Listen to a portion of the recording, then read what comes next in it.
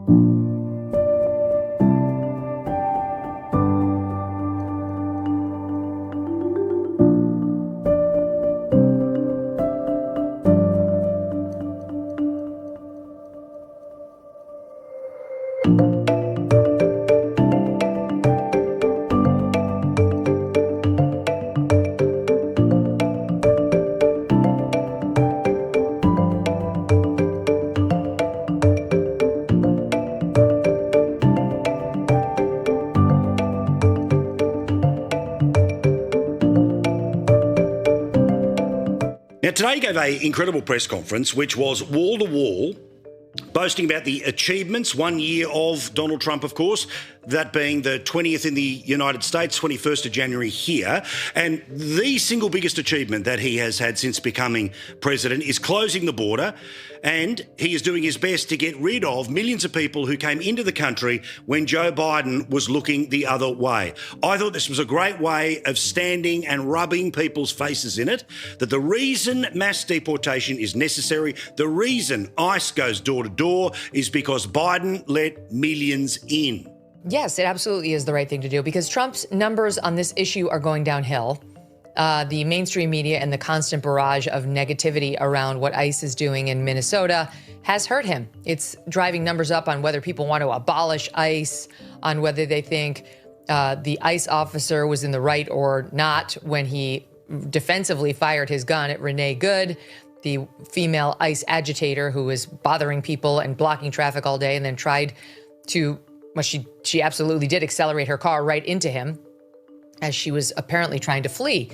So the numbers are changing and not for the better for Trump on that score. So he does need to get out there, or something needs to get out there. And nothing can disrupt the news cycle like Donald J. Trump. Nobody can do it for him. Kristi Noem can't do it. Tom Homan can't do it.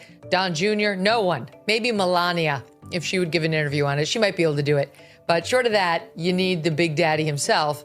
So it was good that he actually spoke to it. And he softened his message on Renee Good herself, for whom I'm sure he has no tolerance. I mean, honestly, Trump is a law and order kind of guy. I'm sure he does not appreciate the antagonism that he saw from her in the streets, but he understands that there are a lot of people who didn't like that whole visual, and he's being clever politically.